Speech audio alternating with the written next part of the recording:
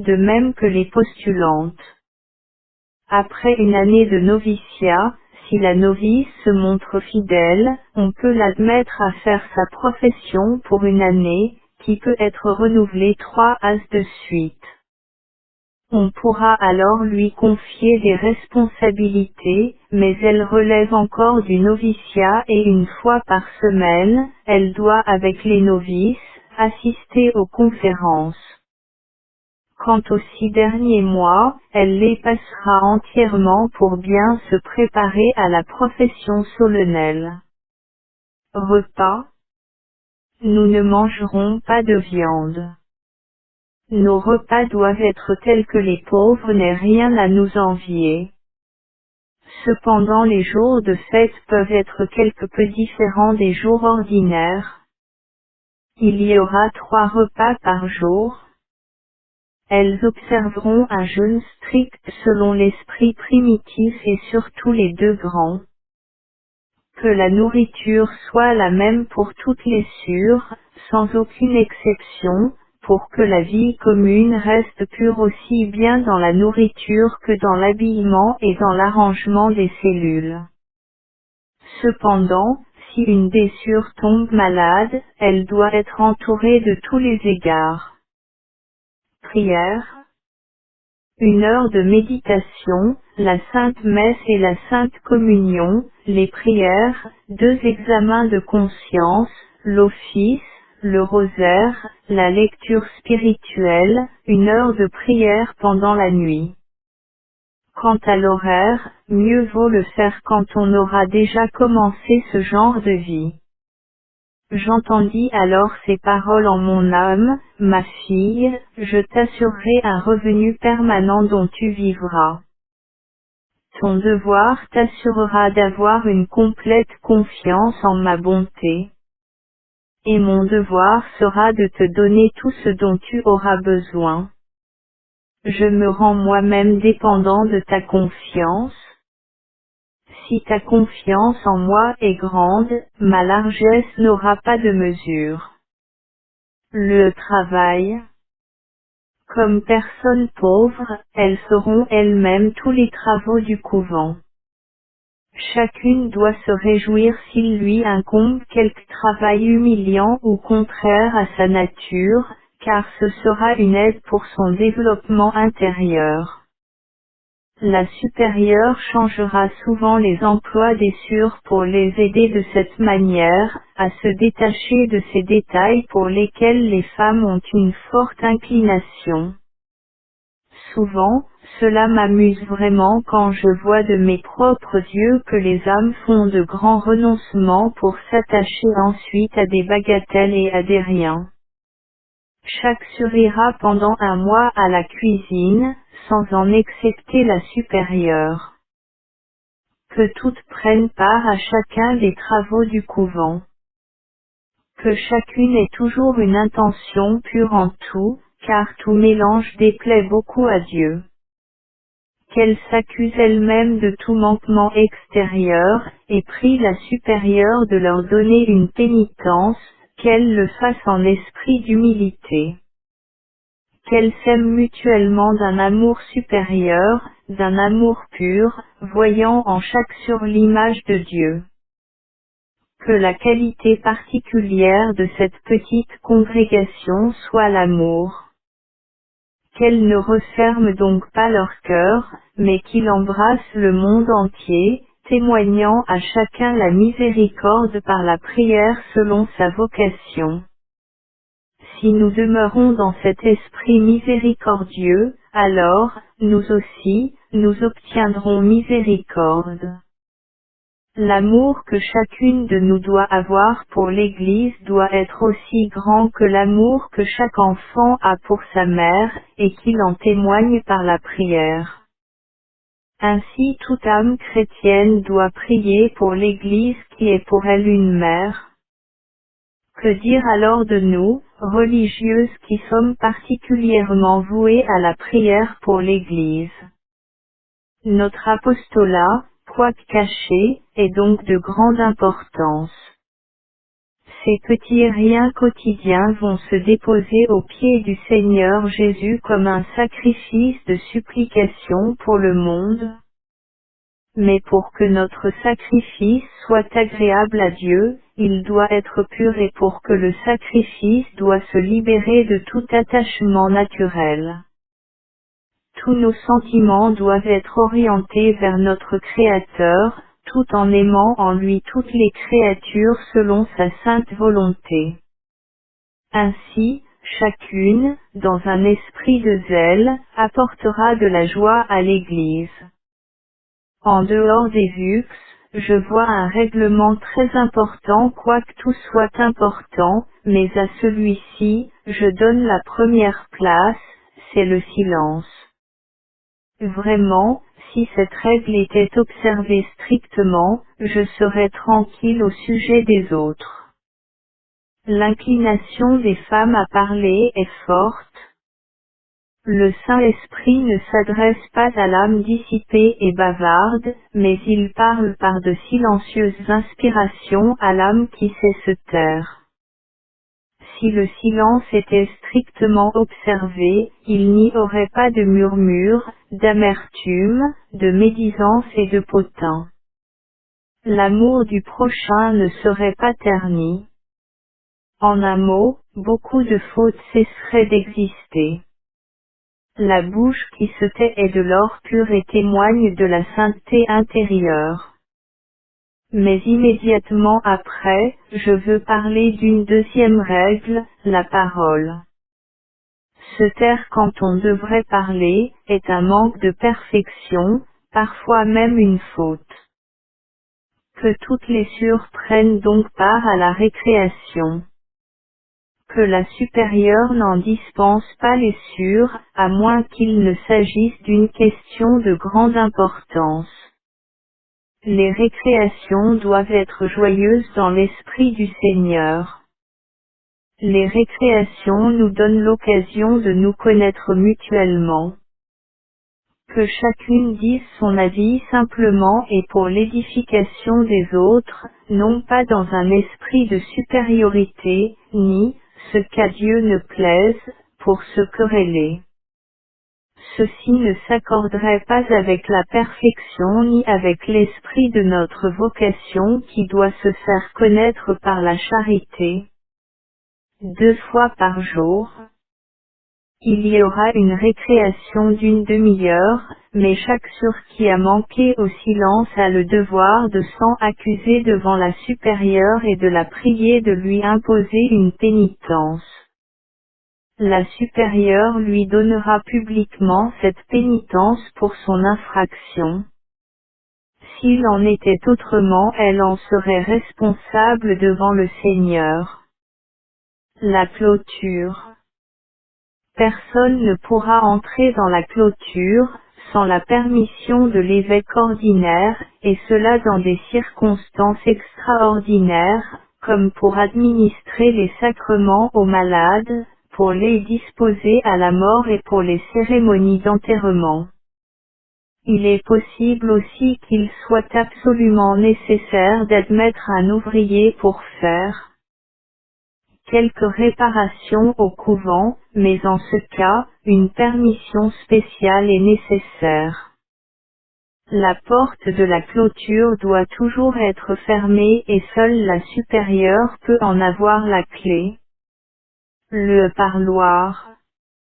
Aucune sûre n'ira au parloir sans une permission spéciale de la supérieure qui ne doit pas accorder facilement cette permission. Celles qui sont mortes au monde ne doivent pas y revenir, même par la conversation. Mais si la supérieure juge à propos qu'une sûre aille au parloir, qu'elle le fasse de cette manière, qu'elle y accompagne elle-même la sûre. Et si elle ne peut le faire elle-même, qu'elle désigne une remplaçante qui a le devoir de la discrétion.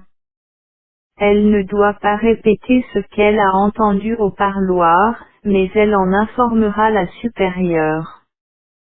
Les conversations doivent être courtes, à moins que les égards dus à la personne ne retiennent la sûre plus longtemps. Mais jamais on ne pourra écarter les rideaux de drap, sauf circonstances extraordinaires, telles que les instances pressantes d'un père ou d'une mère. Les lettres. Chaque sure peut écrire des lettres cachetées, à l'évêque dont la maison dépend. Pour toute autre lettre, elle doit demander la permission et la remettre ouverte à la supérieure qui, inspirée par l'esprit de charité et par la prudence, a le droit de l'envoyer ou non, selon la plus grande gloire de Dieu. Mais je désirerais beaucoup que ces communications aient lieu aussi rarement que possible. Offrons notre secours aux âmes par la prière et la mortification, mais pas par des écrits. La confession. Les confesseurs de la communauté seront nommés par l'évêque, tant le confesseur ordinaire qu'extraordinaire. Le confesseur ordinaire confessera toute la communauté une fois par semaine. Le confesseur extraordinaire viendra une fois par trimestre et chaque sure est obligée de le voir, même si elle ne se confesse pas. Le confesseur ordinaire et le confesseur extraordinaire n'exerceront pas leurs fonctions plus de 3 ans. Au terme de ces 3 ans, la sure supérieure organisera un scrutin secret et transmettra la demande des sures à l'évêque. Le confesseur peut être confirmé dans ses fonctions pour 3 autres années et pour 3 autres encore. Les religieuses se confesseront devant la grille fermée recouverte d'un drap sombre. Les conférences adressées à la communauté se feront aussi à travers la grille recouverte d'un drap de couleur sombre. Les sures ne parleront jamais entre elles de confession ni de confesseur. Qu'elles prient plutôt pour eux afin que Dieu leur donne la lumière nécessaire pour diriger leur âme. La Sainte Communion. Que les sures ne discutent jamais entre elles si l'on va à la Sainte Communion plus souvent ou plus rarement. Qu'elles se gardent d'émettre des opinions sur un sujet qui ne les regarde pas. Toute opinion à ce sujet appartient exclusivement à l'intéressé et au confesseur. La supérieure ne doit pas non plus demander à une sure la raison pour laquelle elle ne communie pas, mais elle doit lui faciliter la confession. Que les supérieurs se gardent de pénétrer dans le domaine de conscience des sures. La supérieure peut décider que la communauté offre ses communions à certaines intentions. Chacune doit s'efforcer de garder son âme tellement pure qu'elle puisse tous les jours recevoir le divin visiteur. Un jour où j'entrai dans la chapelle, je vis les murs d'un bâtiment démoli, les fenêtres étaient sans vitres, inachevées, les portes sans vantaux, avec seulement les châssis. Et j'entendis intérieurement ces paroles, c'est ici que sera ce couvent. Cependant cela m'a un peu déplu que ce soit des ruines. Je dis, je me sentais très pressé de me mettre le plus tôt possible à l'œuvre selon le désir du Seigneur. Quand je suis allé à la Sainte Confession, j'ai préféré une de mes opinions à celle de mon confesseur. Au premier moment je ne m'en rendais pas compte, cependant quand je fis les méditations de l'heure sainte, je vis le Seigneur Jésus tel qu'il est représenté sur cette image. Il me dit de répéter à mon confesseur et à mes supérieurs, toutes les choses qu'il me dit et qu'il exige de moi, et de faire seulement ce pourquoi j'aurais obtenu la permission. Jésus me fit comprendre à quel point lui déplaisent les âmes autoritaires. Reconnaissant que j'en étais une, en voyant cette ombre d'autoritarisme en moi, je me jetai dans la poussière devant sa majesté et lui en demandai pardon, le cœur brisé. Mais Jésus ne me permit pas de rester longtemps ainsi. son divin regard remplit mon âme d'une joie si grande, que je n'ai pas assez de mots pour l'exprimer. Jésus m'invita aussi à lui demander davantage, ainsi qu'à prendre conseil de lui. Vraiment, comme le regard de mon Seigneur est doux, il pénètre mon âme jusque dans ses profondeurs les plus mystérieuses. Mon esprit communique avec Dieu, sans prononcer une parole. Je sens qu'il vit en moi, et moi en lui. Un jour je vis cette image dans une petite chapelle inconnue qui devint ensuite un grand et beau sanctuaire. Dans ce sanctuaire je vis la Sainte Vierge avec l'enfant Jésus dans les bras. À un certain moment l'enfant Jésus disparut des bras de sa mère et je vis l'image vivante de Jésus crucifié. La Sainte Vierge me dit de faire comme elle, malgré la joie, de fixer toujours mon regard sur la croix et elle ajouta, que les grâces que Dieu m'accorde ne sont pas seulement pour moi, mais aussi pour les autres âmes. Quand je vois l'enfant Jésus durant la Sainte Messe, ce n'est pas toujours de la même façon, parfois il est joyeux, parfois il ne regarde pas du tout la chapelle. Pour le moment il est très joyeux quand notre confesseur célèbre la Sainte Messe. Je suis extrêmement étonné que le petit enfant Jésus l'aime tant.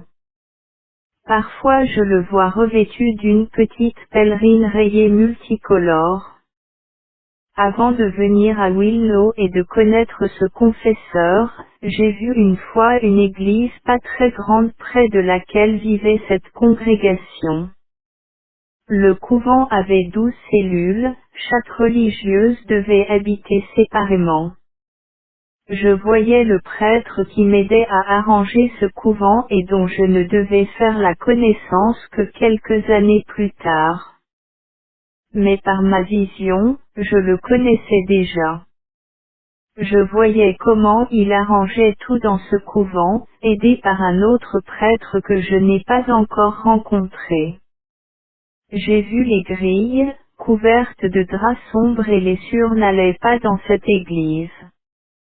Le jour de la fête de l'Immaculée Conception, j'entendis le bruissement d'une robe et je vis la Sainte Vierge dans une très belle clarté, vêtue d'une robe blanche et d'une écharpe bleue qui me dit, « Tu me causes une grande joie, quand tu adores la Sainte Trinité pour les grâces et les privilèges qu'elle m'a accordés. » Elle disparut aussitôt. Sur la pénitence et les mortifications. En premier lieu il y a les mortifications intérieures. Mais il faut aussi pratiquer des mortifications extérieures, strictement déterminées, afin que toutes puissent les pratiquer. Ce sont, 3 fois par semaine, les mercredis, vendredis et samedis un jeûne strict. Chaque vendredi, la discipline pour le temps que dure la récitation du psaume 50, toutes à la même heure chacune dans sa propre cellule. L'heure choisie, 3 heures à l'intention des pécheurs agonisants. Pour les 2 grands jeûnes, les 4 temps, les veilles de fête, il y aura le repas suivant, une fois par jour un morceau de pain et un peu d'eau. Que chacune s'efforce de remplir ces mortifications qui sont prescrites pour toutes, mais si l'une des sœurs désire quelque chose de plus, qu'elle en demande la permission à la supérieure. Encore une mortification générale, il n'est permis à aucune sœur d'entrer dans la cellule d'un autre sans la permission spéciale de la supérieure. Mais la supérieure est obligée d'entrer à leur insu dans les cellules de sûrs, non pas comme une sorte d'espionnage, mais dans l'esprit de charité et de responsabilité qu'elle a devant Dieu. Aucune n'enfermera rien sous clé, le règlement sera la clé pour toutes. Un jour, après la Sainte Communion, je vis soudain l'enfant Jésus debout à côté de mon prie-Dieu s'y tenant de ses deux petites mains. C'était un petit enfant, et mon âme fut pénétrée de timidité et de crainte, car je vois en lui mon juge, mon Seigneur et mon Créateur, devant la sainteté de qui tremblent les anges. Mais d'autre part mon âme était inondée d'un amour inouï, sous l'influence duquel il me semblait mourir. Je me rends compte maintenant que Jésus fortifie d'abord mon âme et la rend capable d'entrer en commerce avec lui, car autrement, je n'aurais pas pu supporter ce que j'éprouvais à cette relation entre les sûrs et la supérieure. Que toutes les sûres respectent la supérieure, comme le Seigneur lui-même. Comme je l'ai mentionné en parlant du vœu d'obéissance, qu'elles aillent à elle avec une confiance d'enfant, qu'elle ne murmure jamais, ni ne blâme ses ordres, car ceci ne plaît pas du tout à Dieu. Que chacune s'oriente selon l'esprit de foi dans ses relations envers la supérieure. Qu'elle demande avec simplicité tout ce dont elle a besoin, Dieu nous préserve d'être cause de tristesse et de larmes pour une supérieure. Que chacune sache que, comme le 4e commandement oblige l'enfant à honorer ses parents, de même il oblige la religieuse envers sa supérieure. Seule une mauvaise religieuse se permet de juger sa supérieure. Qu'elles soient sincères envers leur supérieur. Qu'elles lui parlent de tout et de ce dont elles ont besoin avec la simplicité d'un enfant. Les sûrs s'adresseront à elle de la façon suivante, sûre supérieure. Elles ne lui baiseront jamais la main, mais à chaque rencontre dans le corridor et quand elles se rendront dans sa cellule, elles diront « Loué soit Jésus-Christ », en inclinant la tête. Les sûrs, en se parlant mutuellement diront « sûr » en ajoutant le nom. Dans leur rapport avec la supérieure, qu'elles se laissent diriger par l'esprit de foi et non par la sentimentalité ou par la flatterie, car c'est indigne d'une religieuse et cela l'abaisserait beaucoup. La religieuse doit être libre comme une reine. Elle ne le sera que si elle vit dans l'esprit de foi. Nous devons aimer et respecter la supérieure non parce qu'elle est bonne, sainte, prudente, mais seulement parce qu'elle tient la place de Dieu, et qu'en lui obéissant, c'est à Dieu lui-même que nous obéissons. Rapport de la supérieure avec les sûrs. La supérieure doit se faire remarquer par son humilité et sa charité envers chaque sûre, sans aucune exception. Qu'elle ne se laisse pas influencer par la sympathie ou l'antipathie, mais par l'esprit du Christ. Qu'elle sache que Dieu va lui demander compte de chacune. Qu'elle ne leur fasse pas la morale, mais qu'elle donne un exemple de profonde humilité et d'oubli de soi. Ce sera la leçon la plus efficace pour ses inférieurs. Qu'elle soit ferme mais jamais brusque, qu'elle ait de la patience si on l'importune par les mêmes questions, même si elle devait répéter 100 fois la même chose, qu'elle garde toujours la même égalité de caractère. Qu'elle tâche de comprendre les besoins des sûrs et qu'elle n'attende pas qu'elle lui demande telle ou telle chose, car les âmes sont différemment disposées. Si une sûre est triste ou souffrante, qu'elle tâche par tous les moyens de l'aider et de la consoler. Qu'elle prie beaucoup et demande la lumière pour agir avec chacune, car chaque âme est différente. Dieu a diverses manières de communier avec les âmes. Pour nous elles sont souvent incompréhensibles et impénétrables. C'est pourquoi, la supérieure doit être très prudente pour ne pas gêner l'action de Dieu dans certaines âmes. Qu'elle ne fasse pas de remarques sur quand elle est énervée et que ses réprimandes soient accompagnées d'encouragement. Il faut faire comprendre à chaque âme qu'elle doit reconnaître sa faute, mais sans la briser. La supérieure doit témoigner d'un amour actif envers les sûrs. Qu'elle porte tous les fardeaux pour alléger les sûrs, qu'elle n'exige aucun service des sûrs. Qu'elle les respecte comme des épouses de Jésus et soit toujours prête à leur rendre service de nuit comme de jour. Qu'elle leur demande plutôt que de leur ordonner. Qu'elle ait le cœur ouvert aux souffrances des sûrs et qu'elle-même apprenne et médite le livre ouvert, c'est-à-dire, Jésus crucifié. Qu'elle prie ardemment pour obtenir la lumière surtout quand elle a quelques décisions importantes à prendre, concernant les sûrs. Qu'elle se garde d'empiéter dans le domaine de leur conscience, car cette grâce appartient seulement aux prêtres. Il arrive cependant que quelqu'un éprouve le besoin de s'épancher devant sa supérieure, celle-ci pourra alors l'accepter mais elle devra en garder le secret, car rien ne blesse plus une âme que lorsqu'on répète ce qu'elle avait dit en confidence ou en secret. Les femmes ont toujours la tête faible à cet égard, ce n'est que rarement qu'on rencontre une femme avec un esprit masculin. Qu'elle tâche donc de s'unir profondément, et Dieu gouvernera par elle. La Sainte Vierge sera la supérieure de ce couvent et nous serons ses filles fidèles. 15-12 935. Dès ce matin, une force étrange me porte à l'action, ne me laissant aucun répit.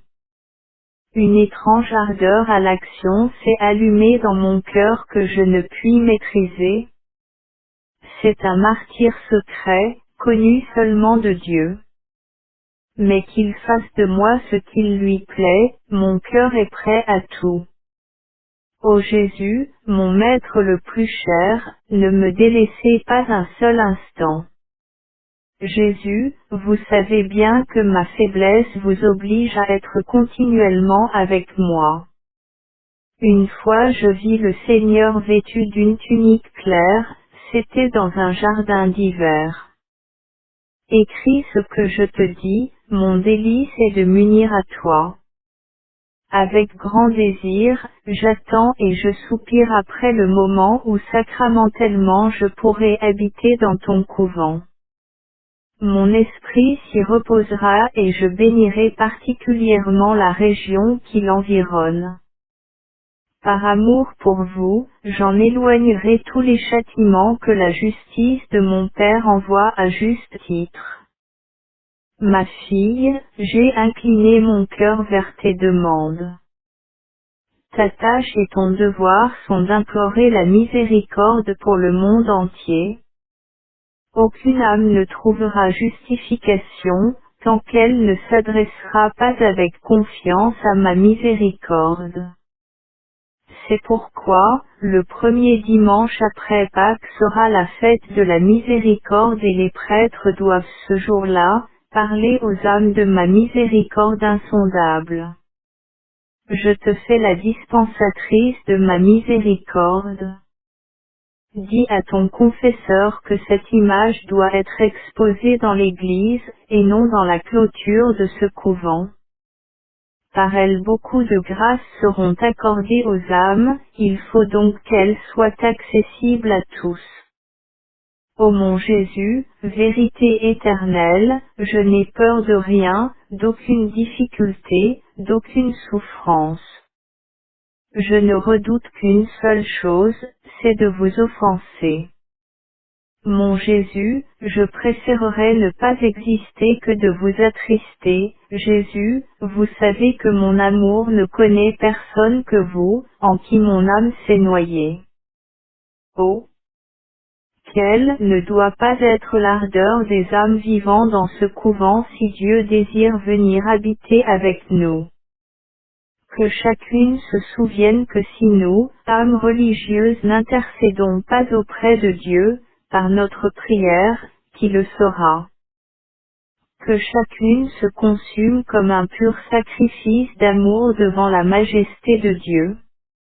Mais pour lui être agréable qu'elle s'unisse intimement à Jésus.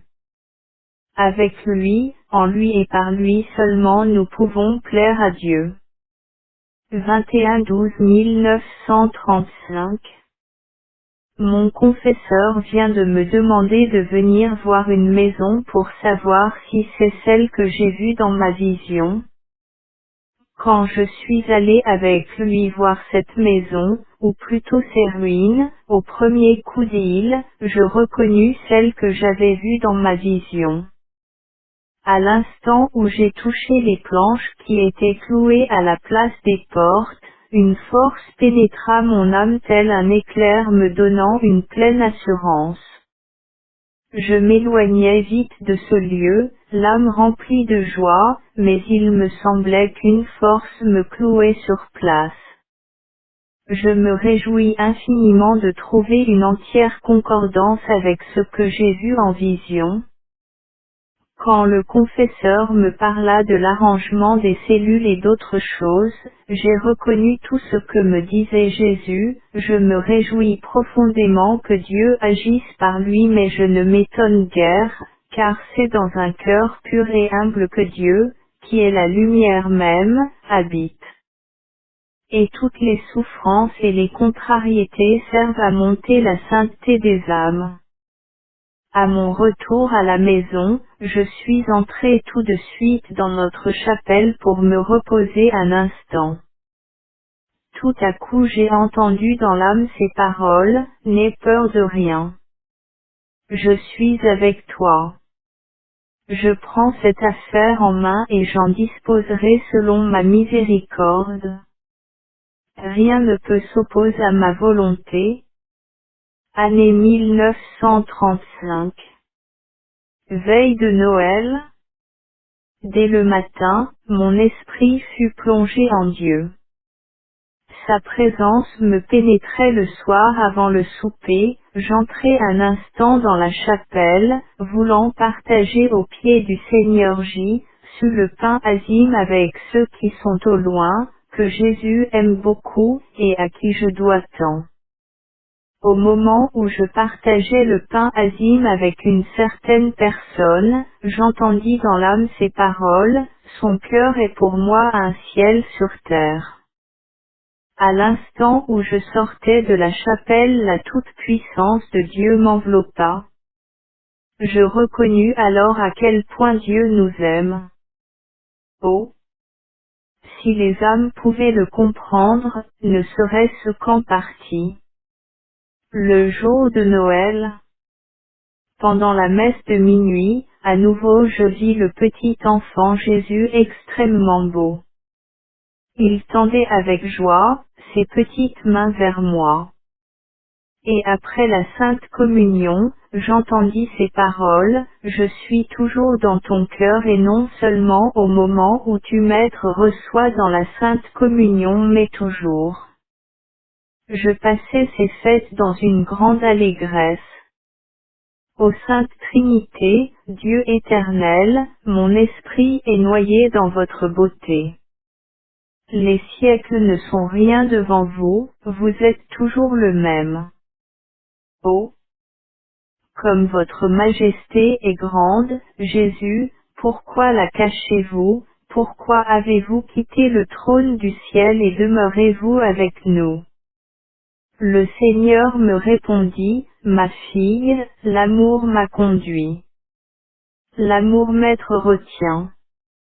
Et si tu savais, ma fille, comme son grand le mérite et la récompense pour un acte de pur amour envers moi, tu mourrais de joie.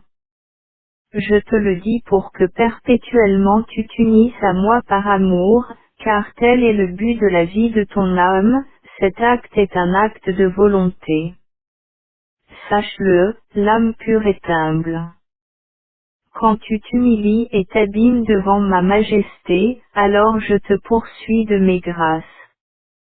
J'emploie ma toute-puissance à t'élever. À un certain moment, il arrivait à mon confesseur de réciter comme pénitence le « Gloire au Père ». Cela me prenait beaucoup de temps, et souvent je commençais et ne finissais pas, mon esprit s'unissait à Dieu et m'échappait alors. Plus d'une fois, je me suis senti, malgré moi, enveloppé par la toute-puissance de Dieu, entièrement plongé en lui par amour et alors, je ne sais plus ce qui se passe autour de moi. Quand j'ai dit au confesseur que cette courte prière me prenait souvent beaucoup de temps et que même je ne pouvais la terminer, le confesseur m'ordonna de la dire tout de suite dans le confessionnal. Mon esprit se plongea en Dieu et je ne pouvais pas penser ce que je voulais malgré mes efforts. Cependant le confesseur me dit, « Veuillez répéter avec moi. » J'ai répété chaque mot, mon esprit se plongeait en la personne que je nommais. Un jour, Jésus me dit d'un certain prêtre que ces années seraient l'ornement de son sacerdoce. Les jours de souffrance semblent toujours plus longs, mais ils passent aussi, quoiqu'ils s'écoulent que souvent il nous semble qu'ils reculent plus tôt. Cependant leur fin est proche, et après, viendra l'éternelle et l'incompréhensible joie. L'éternité, qui pourrait comprendre ce seul mot qui provient de vous, ô Dieu inconcevable, c'est l'éternité. Je sais que les grâces que Dieu m'accorde, sont souvent exclusivement pour certaines âmes et cette pensée me remplit d'une grande joie. Je me réjouis du bien d'autres âmes, comme si je le possédais moi-même.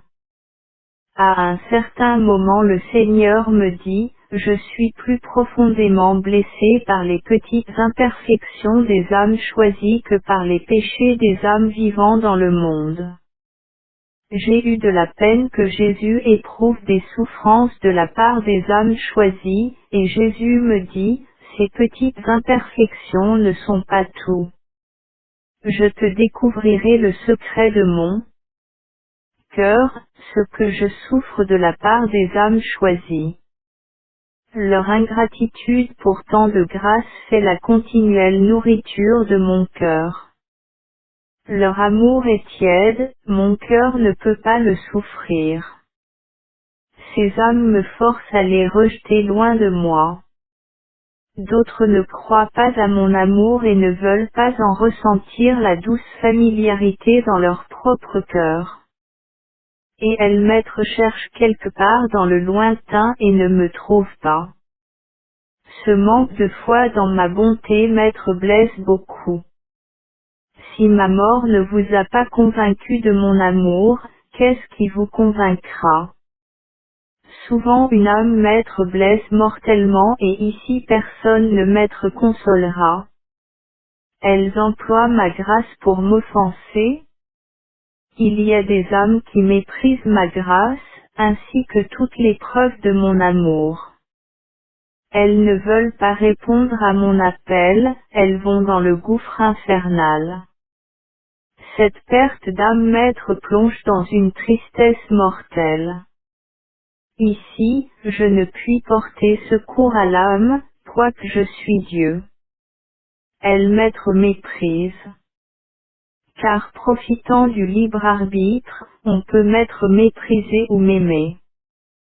Toi, dispensatrice de ma miséricorde, parle au monde entier de ma bonté et ainsi tu consoleras mon cœur. Je t'en dirai davantage quand tu maître parleras dans les profondeurs de ton cœur. La personne ne peut empêcher mon activité. Là je maître repose comme dans un jardin fermé. L'intérieur de mon âme est comme un monde grand et magnifique où Dieu demeure avec moi. En dehors de Dieu, personne n'y a accès. Au début de cette vie avec Dieu j'étais aveuglé et transi de frayeur.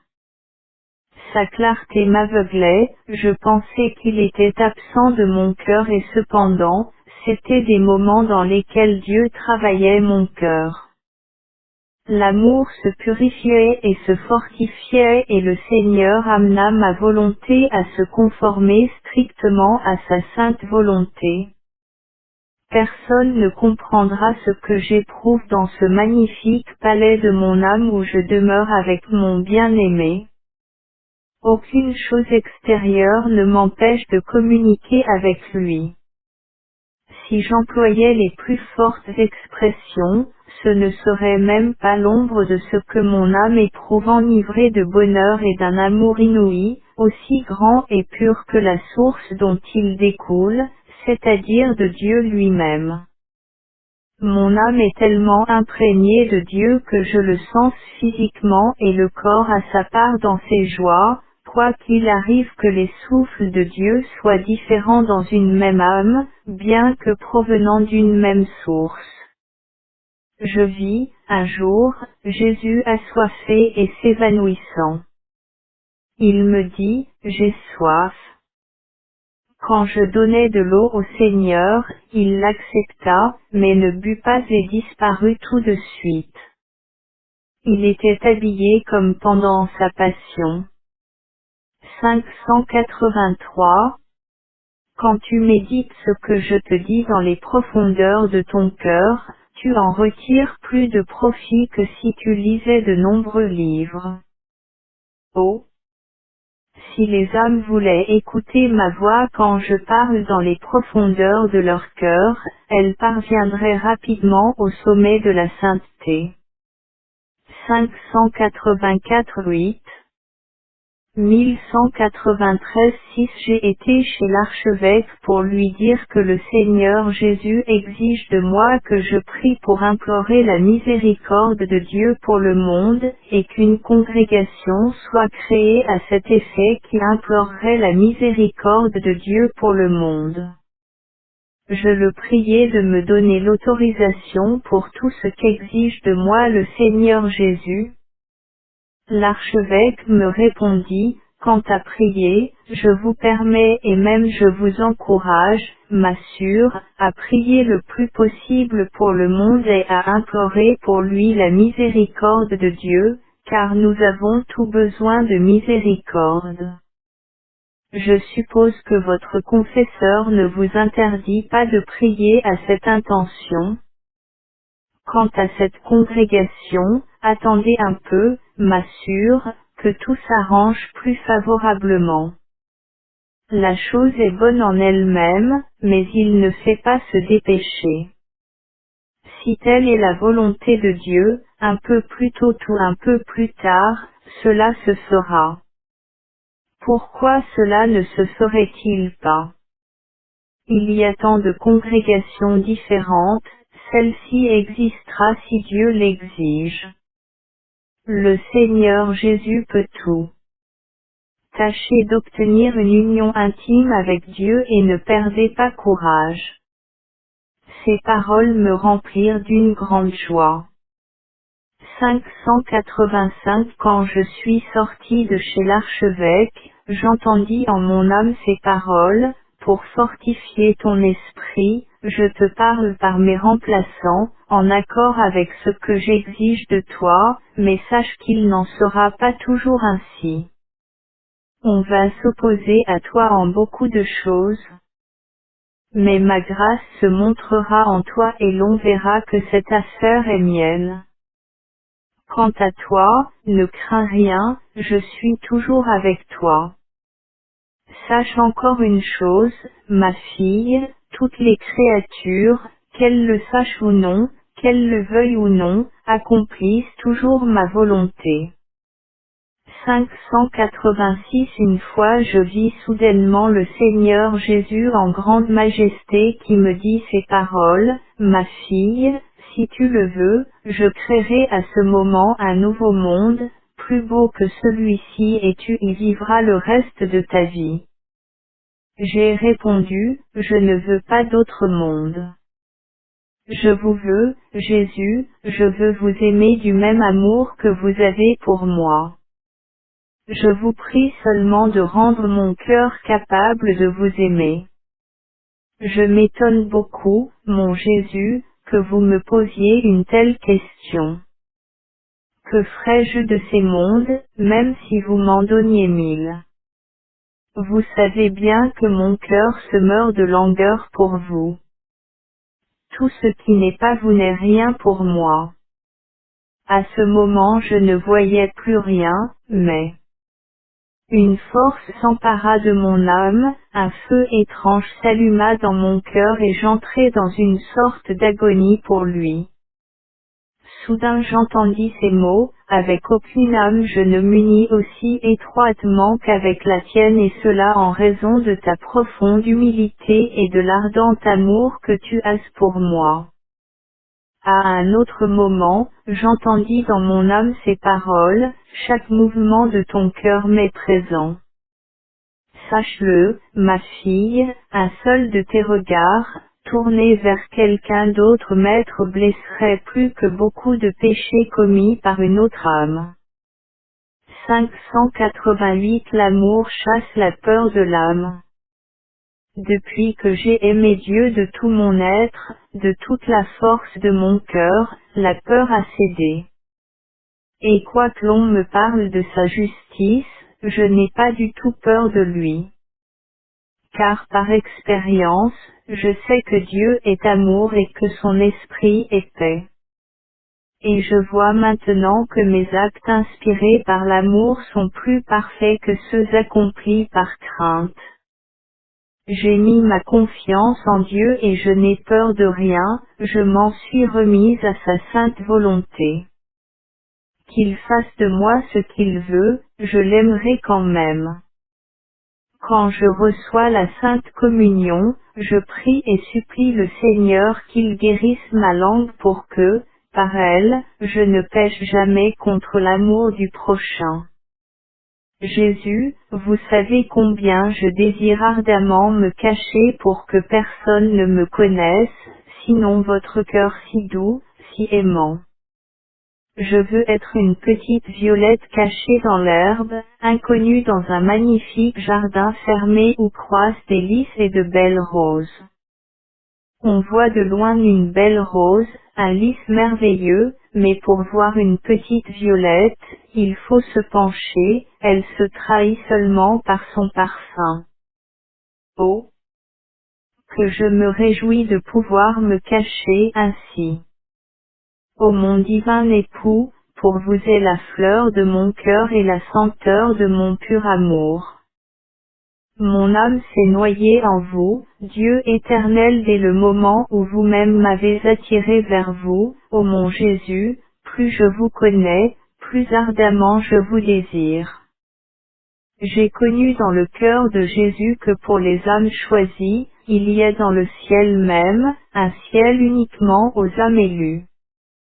Le bonheur dans lequel l'âme sera noyée est incroyable.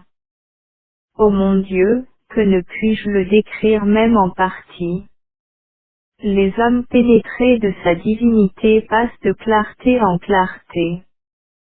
C'est une lumière toujours égale et cependant jamais monotone, toujours nouvelle mais sans aucun changement. Ô Sainte Trinité, faites-vous connaître des âmes.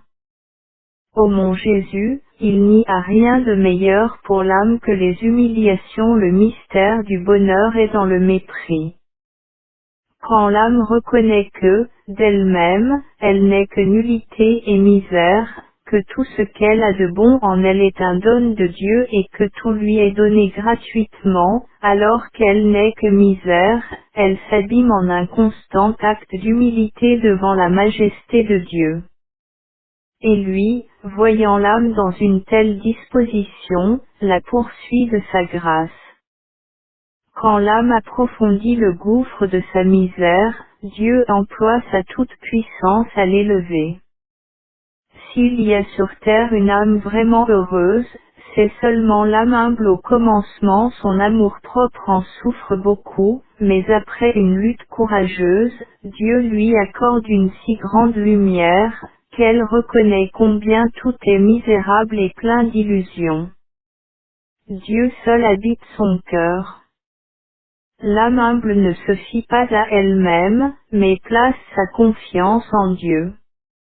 Dieu défend l'âme humble et lui-même s'occupe de ses affaires à elle. L'âme possède alors un très grand bonheur que personne ne pourra comprendre. À un certain moment, une religieuse décédée qui était déjà venue me trouer plusieurs fois, m'est apparue. Quand je la vis pour la première fois, elle souffrait la torture, puis graduellement ses souffrances diminuèrent et cette fois, je la vis rayonnante de bonheur. Elle me dit qu'elle était déjà au ciel, et alors je me dis que Dieu a éprouvé cette maison par la souffrance parce que la mère générale a éprouvé des doutes, comme si elle ne croyait pas ce que j'ai dit à cette âme. Comme signe qu'elle est seulement au ciel, Dieu va bénir cette maison. Puis elle s'est approchée de moi et me serrant cordialement, elle m'a dit, je dois déjà partir. J'ai compris à quel point la communication est étroite entre les trois étapes de la vie de l'âme, c'est-à-dire, la terre, le purgatoire et le ciel. J'ai remarqué plusieurs fois que Dieu éprouve certaines personnes à cause de ce qu'il me dit, car la méfiance ne plaît pas à Jésus. Quand une fois je remarquai que Dieu éprouvait certains archevêques, car il avait une aversion pour cette affaire et ne pouvait y croire, j'ai éprouvé de la pitié et j'ai prié Dieu pour lui et Dieu allégea sa peine. Dieu n'aime pas qu'on se méfie de lui et plus d'une âme perd beaucoup de grâce à cause de cette méfiance. Le doute blesse son très saint cœur qui est empli d'une bonté incompréhensible pour nous. Un prêtre doit souvent avoir des doutes pour qu'il puisse se convaincre plus profondément de la vérité des dons ou des grâces de certaines âmes. Quand il les éprouve, pour pouvoir mieux diriger l'âme vers une plus profonde union avec Dieu, sa récompense est grande et inouïe. Mais s'il éprouve du dédain et du doute envers les grâces de Dieu aux âmes pour la seule raison qu'il ne peut, avec l'aide de sa raison, les approfondir et les comprendre, cela ne plaît pas au Seigneur. J'ai beaucoup de pitié pour les âmes, qui ont affaire à des prêtres sans expérience. À un certain moment, un prêtre me demanda de prier à son intention. J'ai promis de prier, mais je lui demandai une mortification.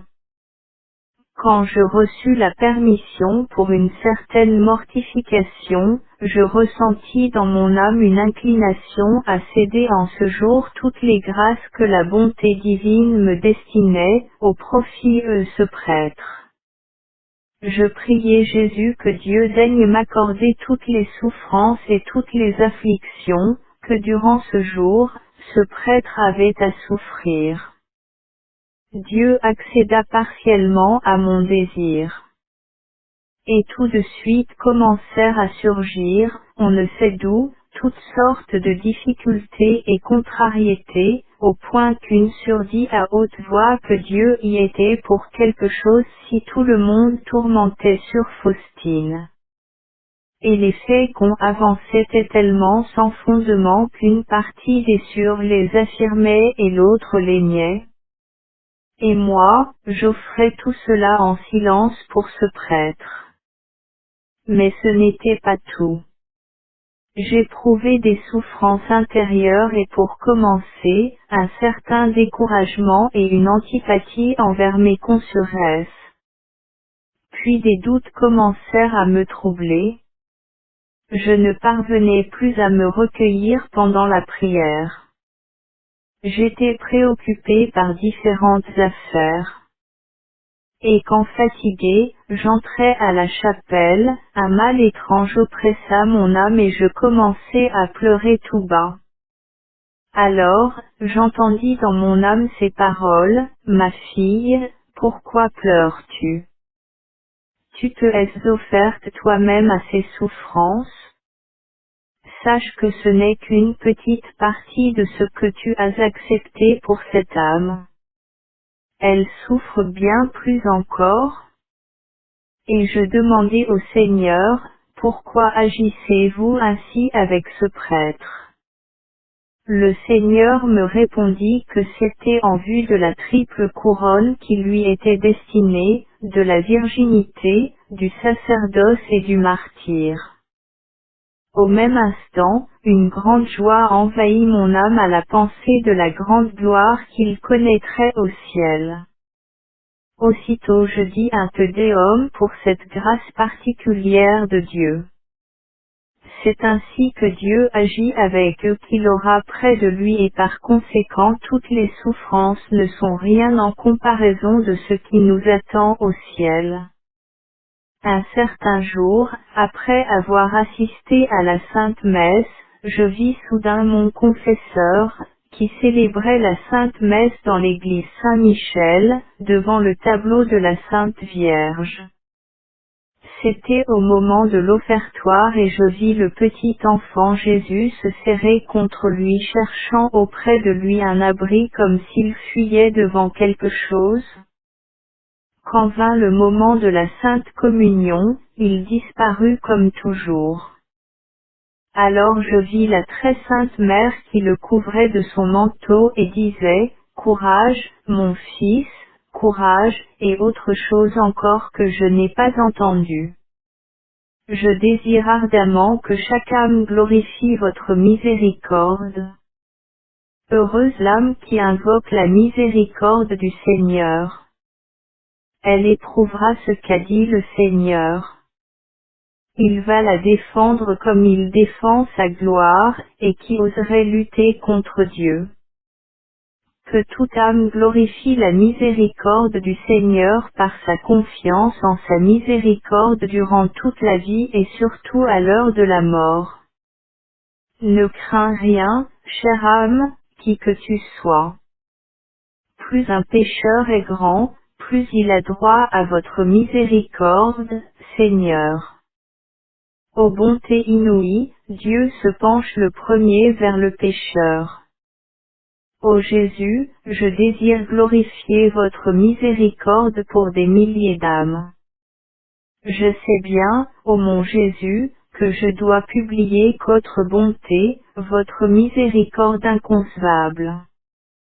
Un jour qu'une personne me demandait de prier pour elle, j'ai rencontré le Seigneur et je lui dis, « Jésus, j'aime particulièrement ces âmes que vous aimez. » Jésus me répondit, « Et moi aussi, j'accorde des grâces particulières aux âmes pour lesquelles tu intercèdes auprès de moi. » Jésus me défend étrangement, vraiment c'est une grande grâce de Dieu que j'expérimente depuis longtemps. Un autre jour, une de nos sœurs tomba mortellement malade. Toute la communauté se rassembla autour d'elle. Il y avait aussi le prêtre qui donna l'absolution à la malade. Tout à coup, je vis une multitude d'esprits des ténèbres. Aussitôt, oubliant que j'étais en compagnie des sœurs, je saisis le goupillon, je les aspergeai et ils disparurent immédiatement. Mais quand les sœurs passèrent au réfectoire, la mère supérieure me fit la remarque que je ne devais pas asperger la malade en présence du prêtre, car c'est à lui que cela incombait. J'acceptai cette réprimande en esprit de pénitence, mais l'eau bénite apporte un grand secours aux mourants. Mon Jésus, vous voyez bien je suis faible par moi-même, veuillez donc diriger vous-même toutes mes affaires. Sachez, Jésus, que sans vous je ne ferai rien, mais avec vous, j'aborderai les situations les plus difficiles. 29 janvier 1936 Je me trouvais un soir dans ma cellule, quand soudain je vis une vive clarté, et tout en haut dans cette clarté, une grande croix d'un gris sombre. Emporté soudain près de cette croix, je la fixai des yeux sans comprendre et je priai me demandant ce que cela voulait dire. À ce moment je vis le Seigneur Jésus et la croix disparut. Jésus était assis dans une grande clarté, ses pieds et ses jambes baignant jusqu'aux genoux dans cette clarté à tel point que je ne les voyais pas. Jésus se pencha vers moi, me regarda et me parla de la volonté du Père céleste. Il me dit que l'âme la plus parfaite et la plus sainte est celle qui fait la volonté du Père. Mais il n'en existe pas beaucoup. Le Père considère l'âme qui vit de sa volonté avec un amour particulier, et il me dit que moi, j'accomplissais la volonté de Dieu d'une manière parfaite. C'est pourquoi je m'unis à lui et je communique avec lui d'une manière privilégiée. Dieu embrasse d'un amour ineffable l'âme qui vit de sa volonté. Je compris que Dieu nous aime tant, qu'il est tellement simple, quoique incompréhensible, qu'il est facile de communiquer avec lui malgré la grandeur de sa majesté. Avec personne, je n'éprouve autant de facilité ni autant de liberté qu'avec lui. Même la mère qui aime sincèrement son propre enfant, ne comprend pas aussi bien que Dieu ne comprend mon âme. Alors que je demeurais ainsi en communion avec Dieu, je vis deux personnes. Et le triste état de leur intérieur me fut dévoilé. Mais j'espère qu'elles aussi vont glorifier la miséricorde de Dieu. À ce moment je vis aussi une certaine personne et en partie l'état de son âme et les grandes épreuves que Dieu envoyait à cette âme. Ces souffrances concernaient sa mentalité et sous une forme tellement aiguë que j'eus pitié d'elle et je dis au Seigneur, pourquoi agissez-vous ainsi avec elle? Et le Seigneur me répondit, pour sa triple couronne. Et le Seigneur me fit connaître quelle gloire inouïe attend l'âme qui ressemble à Jésus souffrant, ici-bas sur terre. Cette âme ressemblera au Christ dans sa gloire. Le Père céleste glorifiera et reconnaîtra nos âmes dans la mesure où il verra en nous la ressemblance avec son Fils. J'ai compris que cette assimilation à Jésus nous est donnée ici-bas sur terre. Je vois des âmes pures et innocentes sur lesquelles Dieu exerça sa justice. Ces âmes sont des victimes qui soutiennent le monde et qui complètent ce qui manquait à la passion de Jésus. Ces âmes ne sont pas nombreuses. Je me réjouis profondément.